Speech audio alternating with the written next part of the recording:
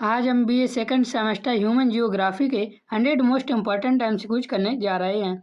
ये वीडियो मुख्य रूप से राम मनोहर लोहिया आबादी यूनिवर्सिटीज अयोध्या के स्टूडेंट के लिए है, जिनका पेपर 29 मई को लगा हुआ है। इसके पहले मैंने बुंदेलखंड यूनिवर्सिटी झांसी के ह्यूमन जियोग्राफी के एमसीक्यूज करवाए थे, तो उन एमसीक्यूज को भी जरूर देखना। यदि आप ये दोनों वीडियो देख लेते हैं तो आप 100% स्कोर लगभग कर पाएंगे। ज़्यादा से ज़्यादा एमसीक्यूज आपको यहीं से देखने को मिलने वाले हैं, इसलिए एक भी एमसीक्यूज मिस मत करना। वीडियो के अंत तक जरूर देखना। चैनल पर नए हैं तो सब्सक्राइब कर लीजिए और पीडीएफ के लिए आप हमें टेलीग्राम पर मैसेज कर सकते हैं, बिल्कुल फ्री में आपको इसका पीडीएफ मैं प्रोवाइड करा दूंगा। तो चलिए बिना देरी किए शुरू करते हैं BA second semester human geography के मोस्ट इंपॉर्टेंट एमसीक्यूज। पहला प्रश्न हमारा दिया हुआ है, इस्लामी सांस्कृतिक क्षेत्र मुख्यतः किन क्षेत्रों में फैला हुआ है? तो इसका हमारा सही आंसर हो जाए पश्चिमी एशिया और उत्तरी अफ्रीका में फैला हुआ है। एक भी एमसीक्यू मिस मत करना, यहाँ के बाद आपको कहीं और से पढ़ने की जरूरत नहीं पड़ेगी। क्वेश्चन नंबर दूसरा दिया हुआ है, भाषा किसका एक महत्वपूर्ण तत्व है? तो इसका हमारा सही आंसर हो जाएगा भाषा एक सांस्कृतिक भूगोल का महत्वपूर्ण तत्व है। मैं आपको आगे के एमसीक्यू एक्सप्लेनेशन के साथ समझाने वाला हूँ। सांस्कृतिक प्रसार का अर्थ है, तो इसका हमारा सही आंसर हो जाएगा सांस्कृतिक विशेषताओं का प्रसार करना। सांस्कृतिक प्रसार का अर्थ है जब एक समाज की संस्कृति विशेषताएं दूसरे साम्राज्य या क्षेत्र में फैलती है तो उसे क्या कहते हैं? सांस्कृतिक प्रसार कहते हैं। क्वेश्चन नंबर चौथा दिया हुआ है, सबसे छोटी सांस्कृतिक इकाई को क्या कहा जाता है? तो इसका हमारा सही आंसर हो जाएगा सांस्कृतिक लक्षण कहा जाता है। किसी भी संस्कृति की सबसे छोटी और बुनियादी इकाई सांस्कृतिक लक्षण कहलाती है। जैसे हाथ जोड़कर नमस्ते करना, ये क्या सांस्कृतिक लक्षण है। क्वेश्चन नंबर 5 देखिए, वेरी वेरी इंपॉर्टेंट, संबंधित भाषाओं का समूह किसे कहा जाता है? तो संबंधित भाषाओं का जो समूह कहा जाता है वह भाषा परिवार को कहा जाता है। बहुत इंपॉर्टेंट है, पेपर में कई बार रिपीट हुआ है। Question number 6 very very very important है, स्क्रीनशॉट ले लीजिए या पीडीएफ के लिए टेलीग्राम पर मैसेज कीजिए, फ्री में मिल जाएगा। और बुंदेलखंड यूनिवर्सिटी झांसी के 100 एमसीक्यू जो मैंने करवाया उसकी वीडियो भी जाकर जरूर देखें, लिंक डिस्क्रिप्शन पर है। ग्रिफिथ टेलर के अनुसार मानव जातियों का वर्गीकरण कितनी जातियों में किया गया है? तो इसका हमारा सही आंसर हो जाएगा ग्रिफिथ टेलर ने 6 मुख्य जातियों में इसे बांटा है। ग्रिफिथ टेलर ने बालों की बनावट और खोपड़ी के सूचकांक के आधार पर मानव जातियों को 6 प्रमुख भागों में बांटा है, जिनके नाम है, याद रखना, निग्रेटो, निग्रो, ऑस्ट्रेलोयड, मेडिटेरेनियन, नॉर्डिक और एल्पाइन। नाम एक बार और मैं दोहराता हूँ, निग्रेटो, निग्रो, ऑस्ट्रेलोयड, मेडिटेरेनियन, नॉर्डिक और एल्पाइन। ये ग्रिफिथ टेलर के अनुसार हैं। क्वेश्चन नंबर 7 देखिए हमारे दिया हुआ है, कौन पारंपरिक मानव जाति वर्गीकरण में शामिल नहीं है? तो इसका हमारा सही आंसर क्या हो जाएगा? यूरोपिया नाइड। ऊपर अभी मैंने बताया था आपको, तो इसका हमारा सही आंसर डी ऑप्शन हो जाएगा। क्वेश्चन नंबर 8 दिया हुआ है, भूगोल के भाषाओं के अध्ययन को क्या कहते हैं? तो इसका हमारा सही आंसर हो जाएगा भाषाई भूगोल कहते हैं। पृथ्वी पर विभिन्न भाषाओं के क्षेत्रीय वितरण और उनके प्रसार के वैज्ञानिक अध्ययन को भाषाई भूगोल कहा जाता है। याद रखना, बहुत इंपॉर्टेंट है, रिपीटेड है। क्वेश्चन नंबर 9 दिया हुआ है, अर्थव्यवस्था का कौन सा क्षेत्र प्राकृतिक संसाधनों के दोहन से संबंधित है? तो इसका हमारा सही आंसर हो जाएगा प्राथमिक क्षेत्र। प्राथमिक क्षेत्र सीधे पृथ्वी से जुड़ा होता है, जिसमें कृषि, खनन, वानिकी और मत्स्य पालन जैसी गतिविधियां शामिल होती हैं। क्वेश्चन नंबर 10 देखिए दिया हुआ है, सांस्कृतिक क्षेत्र का अर्थ क्या है? तो इसका हमारा सही आंसर हो जाएगा समान संस्कृति वाले क्षेत्र को सांस्कृतिक क्षेत्र कहते हैं। क्वेश्चन नंबर 11 देखिए दिया हुआ है, प्रकीर्ण ग्रामीण बस्ती की विशेषता क्या है? तो इसका हमारा सही आंसर हो जाएगा घर दूर दूर होते हैं। प्रकीर्ण बस्तियों में घर एक दूसरे से काफ़ी दूर पर होते हैं, खेतों या पहाड़ियों में ये होते हैं और बिखरे हुए होते हैं। एक भी एमसीक्यू मिस मत करना, वीडियो के अंत तक जरूर देखना है आपको। यहाँ से आप पढ़ने के बाद आपको कहीं और से पढ़ने की जरूरत नहीं पड़ेगी, यदि आप पहली वीडियो और देख लेते हैं। क्वेश्चन नंबर 12, सघन बस्तियों को क्या कहते हैं? तो इसका हमारा सही आंसर हो जाएगा सघन बस्तियों को नाभिकीय बस्तियां कहा जाता है। वेरी वेरी वेरी इंपॉर्टेंट है, याद रखना, सघन बस्तियों को क्या कहते हैं? तो नाभिकीय बस्तियां कहते हैं। क्वेश्चन नंबर 13 देखिए दिया हुआ है, रेखीय बस्तियां कहाँ विकसित होती हैं? तो रेखीय बस्तियां नदियों या सड़कों के किनारे विकसित होती हैं। जब घर किसी सड़क, रेलवे लाइन या नदी के किनारे एक सीधी रेखा में बनते हैं तो उसे रेखीय बस्तियां कहा जाता है। क्वेश्चन नंबर 14 दिया हुआ है, नगरीकरण का अर्थ क्या है? तो इसका हमारा सही आंसर हो जाएगा नगरीकरण का अर्थ है शहरों का विकास होना, ग्रामीण आबादी का शहरों की ओर पलायन करना और शहर क्षेत्र के आकार तथा जनसंख्या में लगातार वृद्धि होना नगरीकरण कहलाता है। क्वेश्चन नंबर 15 दिया हुआ है, स्मार्ट सिटी का मुख्य लक्ष्य क्या है? तो इसका सही आंसर हो जाएगा तकनीक और सतत विकास होना स्मार्ट सिटी कहलाता है। क्वेश्चन नंबर 16 दिया हुआ है, भूगोल में निर्जात की अवधारणा मुख्यतः किससे संबंधित है? ये बहुत इंपॉर्टेंट है, पेपर में बार बार रिपीट हुआ है। तो यह जैविक एवं शारीरिक विशेषताओं से निर्जात की अवधारणा संबंधित है। प्रजाति एक जैविक संकल्पना है जो लोगों को उनकी शारीरिक बनावट के आधार पर बांटती है और यही भूगोल में निर्जात की अवधारणा कहलाती है। क्वेश्चन नंबर 17 दिया हुआ है, very very very very important है, याद रखना। किस विद्वान ने मानव जातियों को काकेसाइड, मंगोलाइड और निग्राइड 3 प्रमुख समूहों में विभाजित किया है? सही आंसर हो जाएगा A.S. क्रोएवर ने। मानव विज्ञानी थे ये। A.L. है, A.S. नहीं है, तो A.L. क्रोएवर थे। इन्होंने दुनिया की प्रजातियों को 3 प्रमुख प्रजातियों या श्रेणियों में वर्गीकृत किया था, जो कि है काकेसाइड, मंगोलाइड और निग्राइड। याद रखना इनके नाम भी। क्वेश्चन नंबर 18 दिया हुआ है, मंगोलाइड जाति मुख्यतः कहाँ पाई जाती है? इसका सही आंसर हो जाएगा पूर्व एशिया में मंगोलाइड जातियाँ मुख्यतः पाई जाती है। बहुत इंपॉर्टेंट है। यह पीले रंग की त्वचा और चपटे चेहरे वाले भी होते हैं, याद रखना। क्वेश्चन नंबर 19 दिया हुआ है, निग्राइड जाति मुख्यतः किस महाद्वीप से संबंधित है? तो निग्राइड जाति मुख्यतः अफ्रीका महाद्वीप से संबंधित है। निग्राइड जिसकी काले रंग की त्वचा और घुंघरेले बाल होते हैं उसे निग्राइड प्रजाति कहते हैं, याद रखना। और ये कहाँ पाई जाती है? तो अफ्रीका से संबंधित है, अफ्रीका में पाई जाती है। क्वेश्चन नंबर 20 दिया हुआ है, काकेसाइड जाति मुख्यतः कहाँ पाई जाती है? तो काकेसाइड जाति मुख्यतः यूरोप और पश्चिम एशिया में पाई जाती है। काकेसाइड प्रजाति श्वेत प्रजाति कहलाती है, जो मूल रूप से यूरोप, उत्तरी अफ्रीका तथा पश्चिम तथा मध्य एशिया में पाई जाती हैं। काकेसाइड जाति ये कौन से लोग होते हैं? तो श्वेत प्रजाति होती है ये। क्वेश्चन नंबर 21 दिया हुआ है, सबसे अधिक जनसंख्या वाला महाद्वीप कौन सा है? तो इसका सही आंसर हो जाएगा, सबसे अधिक जनसंख्या वाला महाद्वीप एशिया महाद्वीप है। एशिया क्षेत्रफल के साथ साथ जनसंख्या में भी दुनिया का सबसे बड़ा महाद्वीप है।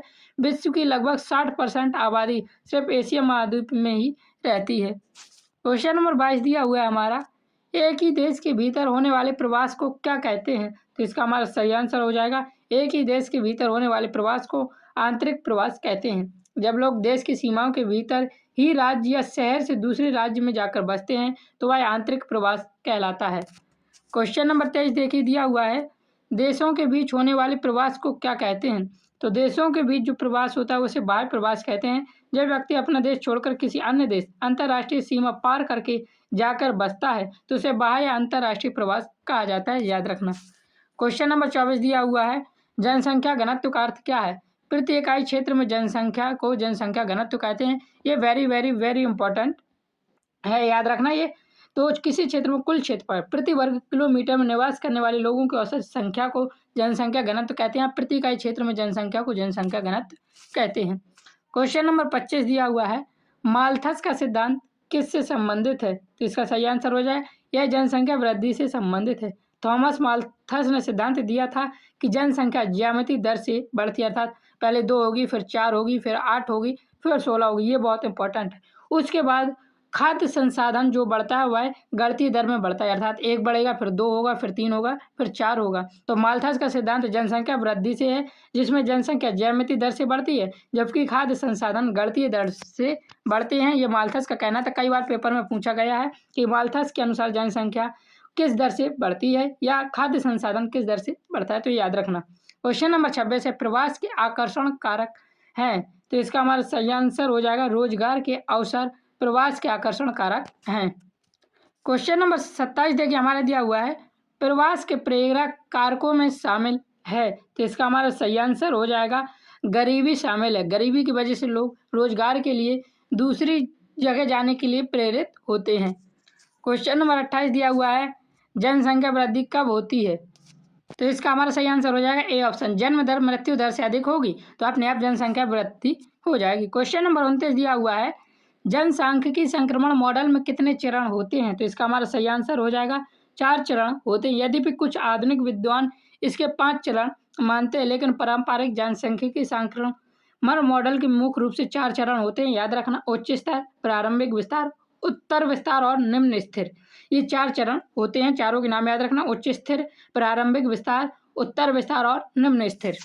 क्वेश्चन नंबर 30 देखिए दिया हुआ है, जिस चरण में मृत्यु दर घटती है पर जन्म दर अधिक रहती है वह कौन सा चरण है? तो इसका हमारा सही आंसर हो जाएगा द्वितीय चरण। दूसरे चरण में चिकित्सा सुविधाओं के कारण मृत्यु दर तेजी से गिरती है, लेकिन जन्म दर ऊंची बनी रहती है, जिससे जनसंख्या विस्फोट होता है और जनसंख्या घनत्व लगातार बढ़ता रहता है। क्वेश्चन नंबर 31 दिया हुआ है, मानव भूगोल मुख्यतः किसका अध्ययन करता है? तो इसका सही आंसर हो जाएगा मानव भूगोल मुख्यतः मानव क्रियाओं का अध्ययन करता है तथा पर्यावरण से उनके संबंधों का अध्ययन करता है। मानव क्रियाओं का अध्ययन पर्यावरण से करता है। मानव भूगोल यह अध्ययन करता है कि मानव अपने प्राकृतिक पर्यावरण के साथ कैसे क्रिया करता है और उस अपने पर्यावरण को कैसे बदलता है।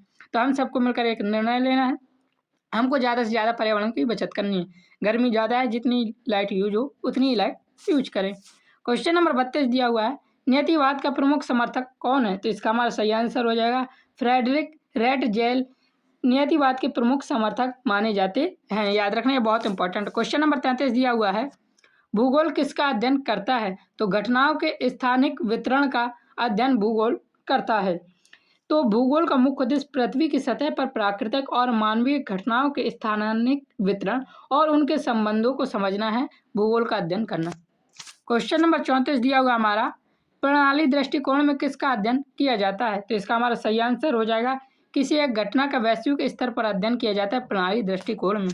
क्वेश्चन नंबर 35 दिया हुआ है, प्रादेशिक दृष्टिकोण किस पर केंद्रित होता है? तो इसका सही आंसर हो जाएगा संपूर्ण क्षेत्र पर संबंधित होता है और केंद्रित होता है प्रादेशिक दृष्टिकोण। क्वेश्चन नंबर 36 देखिए दिया हुआ है, जीव भूगोल किसका अध्ययन करता है? तो वनस्पति और जीवों के वितरण का अध्ययन जीव भूगोल करता है। ये तो आप अपने मन से कर लेंगे। क्वेश्चन नंबर 37 है, भूगोल किसे जोड़ता है? तो भूगोल मनुष्य और पर्यावरण को जोड़ता है। क्वेश्चन नंबर 38 दिया हुआ है, संभववाद किस पर जोर देता है? तो इसका हमारा सही आंसर हो जाएगा संभववाद मानव स्वतंत्रता पर जोर देता है। और इसके समर्थक कौन थे? तो याद रखना विडाल डी ला ब्लास, विडाल डी ला ब्लास या ला ब्लास, बस याद रखना है। ये संभववाद मानते थे कि प्रकृति केवल अवसर प्रदान करती है, मनुष्य अपनी बुद्धि से उन्हें चुनने के लिए स्वतंत्र है, ये संभववाद पर मानना था। क्वेश्चन नंबर 39 दिया हुआ है, नवनीतिवाद को और क्या कहा जाता है? तो नवनीतिवाद को स्टॉप एंड गो नीतिवाद कहा जाता है और इसे ग्रिफिथ टेलर ने दिया था। तो ग्रिफिथ टेलर ने इसे रोको और जाओ, स्टॉप एंड गो नीतिवाद कहा था, जिसका अर्थ है कि मनुष्य प्रकृति की गति को धीमा या तेज कर सकता है लेकिन उसकी दिशा नहीं बदल सकता है, अर्थात स्टॉप एंड गो नीतिवाद का सिद्धांत कहा है। क्वेश्चन नंबर 40 दिया हुआ है हमारा, महासागर विज्ञान किसका अध्ययन करता है? तो इसका सही आंसर हो जाएगा महासागरों का अध्ययन करता है। क्वेश्चन नंबर 41 है, विश्व का सबसे बड़ा सांस्कृतिक क्षेत्र कौन सा है? सही आंसर हो जाएगा विश्व का सबसे बड़ा सांस्कृतिक क्षेत्र इस्लामी क्षेत्र है। कुछ संदर्भों में पश्चिमी क्षेत्र भी हो जाता है, लेकिन भौगोलिक फैलाव के दृष्टिकोण से इस्लामी सांस्कृतिक क्षेत्र उत्तरी अफ्रीका से लेकर मध्य एशिया और दक्षिण पूर्व एशिया तक बहुत विशाल भूभाग में फैला हुआ है, इसलिए इसका सही आंसर है सी ऑप्शन, इस्लामी क्षेत्र। क्वेश्चन नंबर 42 दिया हुआ है, अंग्रेजी भाषा किस परिवार से संबंधित है? तो इसका हमारा सही आंसर हो जाएगा ये इंडो यूरोपियन परिवार से संबंधित है। क्वेश्चन नंबर 43 है, सांस्कृतिक परिदृश्य का अर्थ है? तो मानव द्वारा परिवर्तित परिदृश्य को सांस्कृतिक परिदृश्य कहते हैं। क्वेश्चन नंबर 44 दिया हुआ है, कार्य की मौसमी प्रकृति के कारण उत्पन्न बेरोजगारी को क्या कहते हैं? तो इसका सही आंसर हो जाएगा इसे मौसमी बेरोजगारी कहते हैं। क्वेश्चन नंबर 45 देखिए दिया हुआ है, भारत का सांस्कृतिक क्षेत्र समानता क्या कहलाता है? तो भारत का सांस्कृतिक क्षेत्र समानता भारतीय क्षेत्र कहलाता है। वीडियो का एंड तक जरूर देखें, एक भी एमसीक्यू मिस मत करना। बीओ झांसी वाला जियोग्राफी का जो हमने पेपर करवाया है मोस्ट इंपॉर्टेंट एमसीक्यू, उस वीडियो को जाकर जरूर देखें, उसके बाद आपको कहीं और से पढ़ने की जरूरत नहीं पड़ेगी। क्वेश्चन नंबर 46 देखिए, किसी क्षेत्र में भाषा के प्रसार का अध्ययन किस में किया जाता है? सही आंसर हो जाएगा भाषाई भूगोल में भाषा के प्रसार का अध्ययन किया जाता है। क्वेश्चन नंबर 47 दिया हुआ है, संस्कृति मुख्यतः किसके माध्यम से प्रसारित होती है? तो संस्कृति शिक्षा और परंपरा के माध्यम से प्रसारित होती है। क्वेश्चन नंबर 48 देखिए दिया हुआ है, संस्कृति क्षेत्र की पहचान किस आधार पर होती है? तो भाषा और धर्म के आधार पर संस्कृति क्षेत्र की पहचान होती है। क्वेश्चन नंबर 49 है हमारा, सांस्कृतिक क्षेत्र की अवधारणा किसने विकसित की है? Very very very very important है। तो ये कार्ल फॉयर ने सांस्कृतिक क्षेत्र की अवधारणा विकसित की थी। ये अमेरिकी भूगोलवेत्ता थे। इन्होंने 1920 के दशक में सांस्कृतिक परिदृश्य और क्षेत्र की अवधारणा को भौगोलिक अध्ययन के केंद्र में ला दिया था। तो सांस्कृतिक क्षेत्र की अवधारणा कार्ल सॉयर ने कब लाया था? तो 1920 के दशक में लाया था। याद रखना 1920 से 30 तक माना जाएगा। क्वेश्चन नंबर 50 है, भाषाओं के भूगोल में किसका अध्ययन किया जाता है?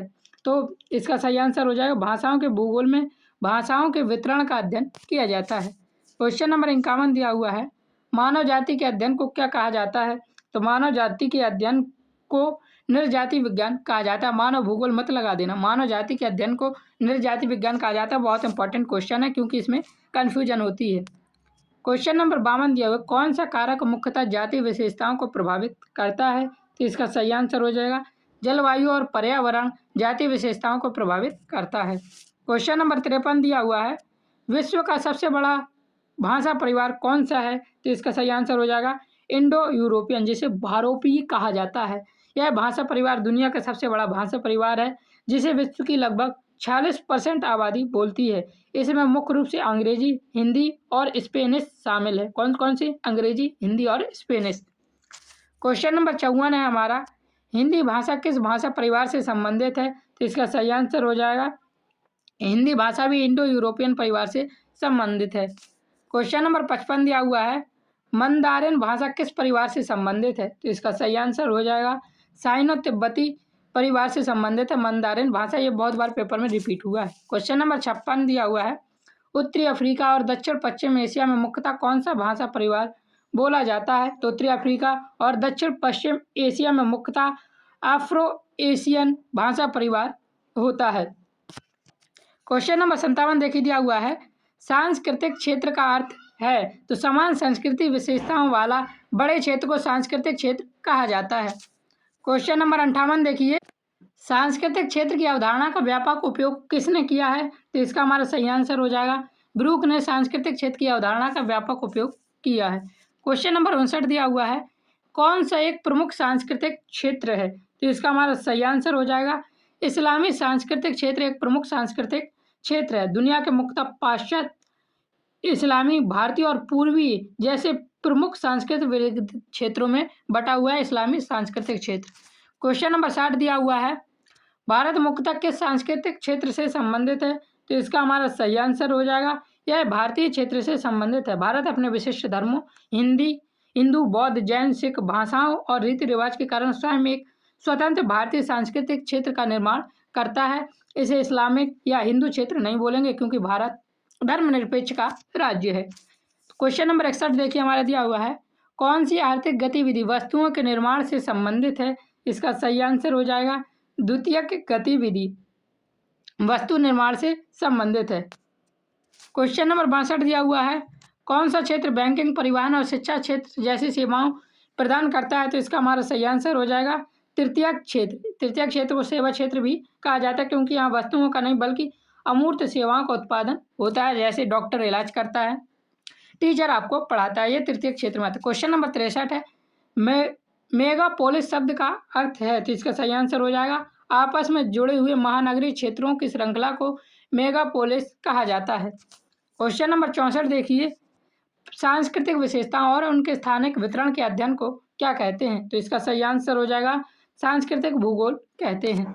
क्वेश्चन नंबर 65 है, किस प्रकार की कृषि मुख्यतः जीविका के लिए की जाती है? तो इसका हमारा सही आंसर हो जाएगा जीविका कृषि जीविका के लिए की जाती है ऑप्शन के हिसाब से।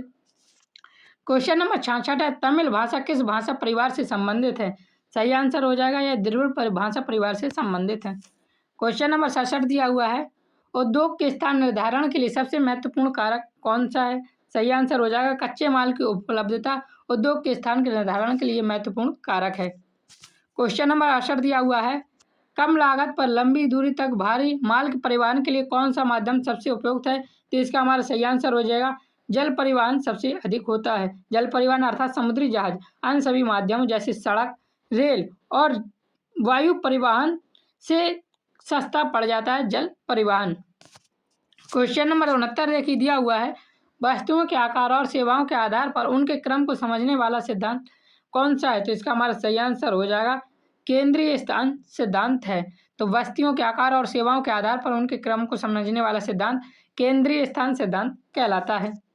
क्वेश्चन नंबर 70 दिया हुआ है, धर्म, भाषा और परंपराएं मिलकर क्या बनाती हैं? तो धर्म, भाषाएं और परंपराएं मिलकर संस्कृति बनाती हैं।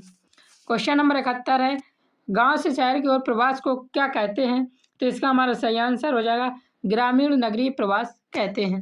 क्वेश्चन नंबर 72 दिया हुआ है, विश्व की सर्वाधिक जनसंख्या वाला देश 2024 में लगभग कौन सा है? तो वैसे जनसंख्या 2024 में हुई तो नहीं है, लेकिन इसको सर्वाधिक जनसंख्या वाला देश भारत है। लोग कहाँ बसेंगे? यह है वहाँ के अनुकूल जलवायु, समतल स्थलाकृति मैदान और पानी तथा खनिजों की उपलब्धता पर निर्भर करता है। और इसका इसलिए सही आंसर है भारत, क्योंकि भारत हर तरफ से एक सशक्त देश है, मतलब कि यहाँ पे जीवन को जीना आसान है, इसलिए भारत दुनिया का सबसे अधिक जनसंख्या वाला देश है। बाकी और भी फैक्टर महत्वपूर्ण होते हैं, लेकिन भूगोल आकृति जनसंख्या का मुख्य कारण है। क्वेश्चन नंबर 73 है, जनसंख्या वितरण मुख्यतः किससे प्रभावित होता है? तो सही आंसर हो जाए जलवायु, स्थलाकृति और संसाधन, इन तीनों से ही जनसंख्या वितरण मुख्यतः प्रभावित होता है।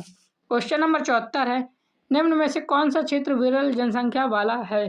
सही आंसर हो जाएगा सहारा मरुस्थल विरल जनसंख्या वाला क्षेत्र है। क्वेश्चन नंबर 75 दिया हुआ है, अनुकूलतम जनसंख्या उदाहरण किसने दी? वेरी वेरी वेरी इंपॉर्टेंट है, तो डाल्टन ने दी थी। और यदि ऑप्शन में एडविन कैनन है तो वो सही आंसर हो जाएगा, लेकिन ऑप्शन के हिसाब से डाल्टन ने दी थी। यद्यपि एडविन कैनन ने इसे सबसे पहले व्यवस्थित किया, लेकिन अर्थशास्त्री डाल्टन ने भी अनुकूलतम जनसंख्या के सूत्र और अवधारणा को स्पष्ट करने की प्रमुख भूमिका निभाई। क्वेश्चन नंबर 76 देखिए दिया हुआ है, प्राकृतिक आपदा के कारण होने वाले प्रवास को क्या कहते हैं? तो इसका हमारा सही आंसर हो जाएगा मौसमी प्रवास मौसमी प्रवास नहीं, बाध्य प्रवास कहते हैं। इसे याद रखना, मौसमी प्रवास मत लगा देना। प्राकृतिक आपदा के कारण होने वाले प्रवास को बाध्य प्रवास कहा जाता है। जब भूकंप, बाढ़ या सूखे जैसी आपदाओं के कारण लोग अपनी इच्छाओं के विरुद्ध घर छोड़ने पर मजबूर हो जाते हैं, तो वह बाध्य प्रवास या फोर्स्ड प्रवास कहलाता है। क्वेश्चन नंबर 77 दिया हुआ है, मौसमी प्रवास कब होता है? तो इसका सही आंसर हो जाएगा एक विशेष मौसम में मौसमी प्रवास होता है। ऋतु प्रवास एक मौसमी प्रवास है, जहां चरवाहा या मजदूर किसी विशिष्ट मौसम जैसे सर्दियों में पहाड़ों से नीचे प्रवास करते हैं। क्वेश्चन नंबर 78 दिया हुआ है, गंगा का मैदान किसका उदाहरण है? तो सघन जनसंख्या का उदाहरण है, क्योंकि नदियों के किनारे जनसंख्या अधिक होती है। उपजाऊ मिट्टी, समतल भूमि और प्रचुर जल के कारण भारत का गंगा का मैदान विश्व का सबसे अधिक सघन घनी आबादी वाले क्षेत्रों में से एक है, याद रखना। क्वेश्चन नंबर 79 दिया हुआ है, जनसंख्या पिरामिड क्या दर्शाता है? वेरी वेरी वेरी इंपॉर्टेंट है, तो आयु संरचना जनसंख्या पिरामिड दर्शाता है। क्वेश्चन नंबर 80 दिया हुआ है, तेजी से जनसंख्या वृद्धि से क्या होता है? संसाधनों पर दबाव बढ़ता है, जनसंख्या वृद्धि तेजी से हो तो। क्वेश्चन नंबर 81 है, भूगोल का मुख्य ध्यान किस पर होता है? इसका सही आंसर हो जाएगा स्थानीय संबंधों में भूगोल का मुख्य ध्यान होता है। क्वेश्चन नंबर 82 दिया हुआ है, निम्न में से कौन भूगोल की शाखा नहीं है? तो समाजशास्त्र भूगोल की शाखा नहीं है। भू आकृति विज्ञान, जलवायु विज्ञान और महासागर विज्ञान भौतिक भूगोल की शाखा है, जबकि समाजशास्त्र एक अलग सामाजिक विज्ञान है। क्वेश्चन नंबर 83 देखिए दिया हुआ है, मानव भूगोल का जनक किसे माना जाता है? इसका हमारा सही आंसर हो जाएगा फ्रेडरिक रैटजेल को मानव भूगोल का जनक माना जाता है। यहाँ तक यदि पढ़ा है तो पिछली वीडियो भी जरूर देखना, जो कि मैंने ह्यूमन जियोग्राफी की बुंदेलखंड यूनिवर्सिटी स्टूडेंट के लिए पढ़ाई थी, लिंक डिस्क्रिप्शन पर मिल जाएगा। क्वेश्चन नंबर 84 भूगोल समझने में सहायता करता है, तो इसका हमारा सही आंसर हो जाएगा प्राकृतिक आपदाएं, पर्यावरण संबंध और संसाधनों का वितरण, ये तीनों ही भूगोल समझने में सहायता करता है। क्वेश्चन नंबर 85 दिया हुआ है, एक विषय के रूप में भूगोल क्या समाहित करता है? तो भौतिक और मानवीय दोनों पहलू को शामिल करता है भूगोल। क्वेश्चन नंबर 86 है, विश्व का सबसे अधिक जनसंख्या घनत्व वाला महाद्वीप कौन सा है? तो इसका हमारा सही आंसर हो जाएगा एशिया महाद्वीप है, और यहीं की जनसंख्या सबसे अधिक है। क्वेश्चन नंबर 87 दिया हुआ है, जनसांख्यिकी संक्रमण सिद्धांत का प्रतिपादन सबसे पहले किसने किया? तो इसका हमारा सही आंसर हो जाएगा थॉम्पसन ने किया था। वरेन थॉम्पसन ने 1929 में सबसे पहले संक्रमण सिद्धांत का प्रतिपादन किया था, जिसके बाद 1945 में फ्रैंक नोस्टेन ने और अधिक इसे विकसित किया था। तो याद रखना, जनसंख्या के संक्रमण के सिद्धांत सबसे पहले वॉरेन थॉम्पसन ने इसे प्रतिपादित किया था, और इसे बाद में विकसित किसने किया था? तो नोस्टेन ने किया था 1945 में। क्वेश्चन नंबर 88 दिया हुआ है, जनसंख्या संक्रमण के किस चरण में जन्म दर और मृत्यु दर दोनों अधिक होती हैं? तो इसका सही आंसर हो जाएगा प्रथम चरण में होती हैं। क्वेश्चन नंबर 89 दिया हुआ है, अनुकूलतम जनसंख्या का अर्थ क्या है? संसाधनों के साथ संतुलन जनसंख्या अनुकूलतम जनसंख्या कहलाती है। क्वेश्चन नंबर 90 दिया हुआ है, प्रवास का अर्थ क्या है? तो इसका हमारा सही आंसर हो जाएगा स्थायी या अर्ध स्थायी स्थान परिवर्तन को प्रवास कहते हैं। क्वेश्चन नंबर 91 दिया हुआ है, भूगोल मुख्यतः किसके अध्ययन से संबंधित है? तो भूगोल मुख्यतः पृथ्वी और उनकी घटनाओं से मुख्यतः संबंधित है। क्वेश्चन नंबर 92 दिया हुआ है, भूगोल शब्द का सर्वप्रथम प्रयोग किसने किया था? सही आंसर हो जाएगा एस्टोथनीज ने भूगोल शब्द का सर्वप्रथम प्रयोग किया था, इसलिए उन्हें व्यवस्थित भूगोल का जनक भी कहा जाता है, एस्टोथनीज को, याद रखना। क्वेश्चन नंबर 93 देखिए, पहले इसको थोड़ा सा मैं आपको बता दूं। भूगोल का जो जनक कहा जाता है उसे फ्रेडरिक रैडजेल को कहा जाता है, याद रखना। भूगोल का जनक फ्रेडरिक रैडजेल को कहा जाता है, लेकिन